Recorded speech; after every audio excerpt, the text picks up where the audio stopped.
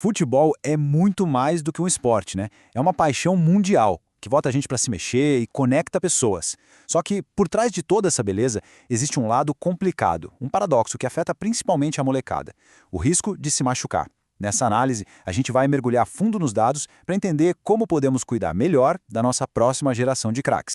Olha, só para a gente ter uma ideia do tamanho disso, mais de 260 milhões de pessoas jogam futebol regularmente no mundo. É um número gigantesco. Isso mostra não só o quanto o esporte é popular, mas também o bem danado que ele faz para a saúde de tanta gente. E é aqui que a nossa conversa de verdade. Com tanto jovem talentoso sonhando em ser profissional, a gente precisa se perguntar: estamos realmente fazendo o suficiente para garantir que o jogo bonito seja também um jogo seguro para eles? Ok, então vamos lá. Para começar a responder essa pergunta, primeiro a gente precisa entender o cenário. E olha, os dados contam uma história bem clara sobre onde, como e quando as lesões costumam acontecer. E aqui já vem a primeira informação que talvez te surpreenda. A gente pode até pensar que o volume de treinos é o grande vilão, né? Mas as pesquisas mostram uma coisa bem diferente. O momento de maior perigo de longe é na hora do vamos ver, no dia da partida oficial. E a diferença é gritante, não é pouca coisa não. A chance de se lesionar durante um jogo é muito, mas muito maior. E faz sentido, né? É no jogo que a intensidade vai lá no teto, a competição fica mais acirrada e o contato físico aumenta, e tudo isso eleva o risco. E onde é que o corpo mais sente? Bom, a resposta está bem ali nos membros inferiores.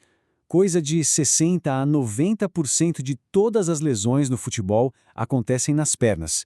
E os campeões de ocorrência são o tornozelo, o joelho e a coxa. Basicamente, as ferramentas de trabalho do jogador são as que estão mais expostas. As lesões basicamente se dividem em dois grandes grupos. As traumáticas, que são aquelas pancadas, torções que acontecem num lance específico, sabe? Elas são a maioria, quase 2/3 do total. Mas a gente não pode de jeito nenhum esquecer das lesões por sobrecarga, que representam o outro terço. Elas são mais silenciosas, vão se acumulando com o tempo por falta de recuperação e são um problemão. Então, beleza. A gente já viu o que, o quando e o onde. Agora, vamos para a parte mais importante de todas, o porquê. Porque entender as causas é o primeiro e mais importante passo para a gente encontrar as soluções. E o ponto central é este aqui. Não é só uma questão de azar. A ciência mostra para a gente que a maioria das lesões não acontece por acaso. Elas são, na verdade, o resultado de uma combinação de fatores de risco que a gente consegue identificar e, o mais importante de tudo, que a gente consegue trabalhar para evitar. E esses fatores se dividem em dois tipos. Pensa assim, de um lado a gente tem os fatores intrínsecos, que são coisas do corpo, do próprio atleta, tipo uma lesão antiga, mal curada ou algum desequilíbrio muscular. Do outro lado tem os fatores extrínsecos, que são ligados ao ambiente, como o excesso de treinos e jogos ou um descanso que não é o ideal. A lesão geralmente acontece bem no cruzamento desses dois mundos. Agora, preste muita atenção nesta frase, porque ela é crucial. A pesquisa é muito clara. Já ter se machucado antes é o principal sinal de alerta para uma nova lesão. Isso só mostra como é fundamental fazer uma reabilitação completa e, claro, não ter pressa nenhuma para voltar a jogar.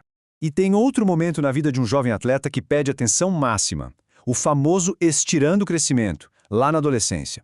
Nessa fase, o corpo muda muito rápido e às vezes o controle dos movimentos não consegue acompanhar esse ritmo.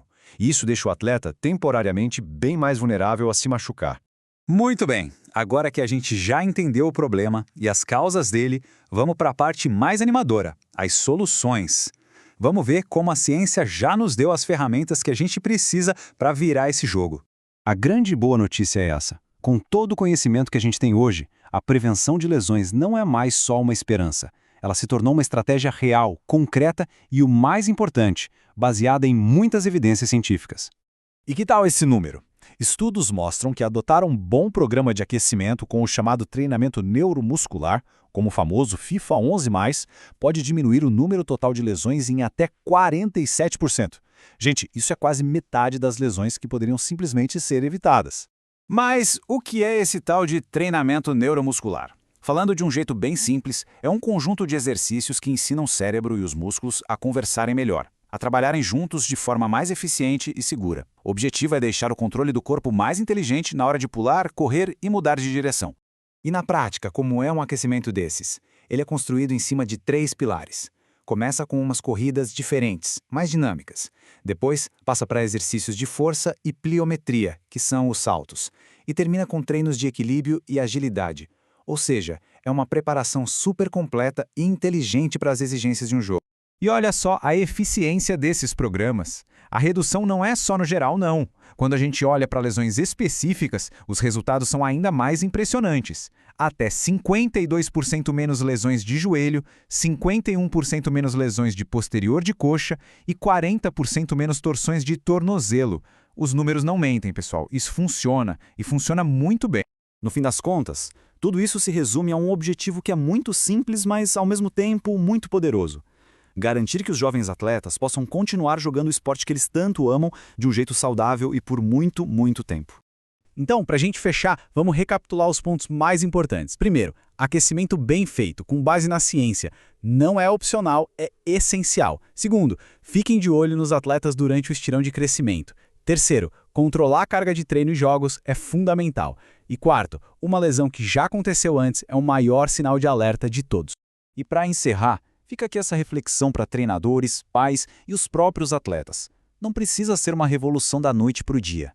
Qual é a pequena mudança, mas que faz uma grande diferença, que pode ser colocada em prática ainda essa semana para a gente começar a construir um futuro mais seguro no futebol? Compartilhe suas ideias e o que você pensa aqui nos comentários. E claro, se este conteúdo foi útil para você, deixe seu like e se inscreva para mais análises como esta. Até a próxima!